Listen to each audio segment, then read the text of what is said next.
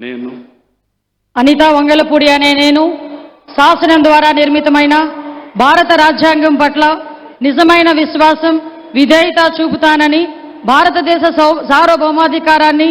సమగ్రతను కాపాడుతానని, ఆంధ్రప్రదేశ్ రాష్ట్ర మంత్రిగా నా కర్తవ్యాలను శ్రద్ధతో అంతఃకరణ శుద్ధితో నిర్వహిస్తానని, భయం గాని పక్షపాతం గాని రాగద్వేషాలు గాని లేకుండా రాజ్యాంగాన్ని శాసనాలను అనుసరించి ప్రజలందరికీ న్యాయం చేకూరుస్తానని దైవ సాక్షిగా ప్రమాణం చేస్తున్నాను. నేను అనితా వంగలపూడి అనే నేను ఆంధ్రప్రదేశ్ రాష్ట్ర మంత్రిగా నా పరిశీలనకు వచ్చిన లేదా నాకు తెలియవచ్చిన ఏ విషయాన్ని నా కర్తవ్యాలను సక్రమంగా నిర్వహించేందుకు అవసరమైన మేరకు తప్ప ప్రత్యక్షంగా గాని పరోక్షంగా గాని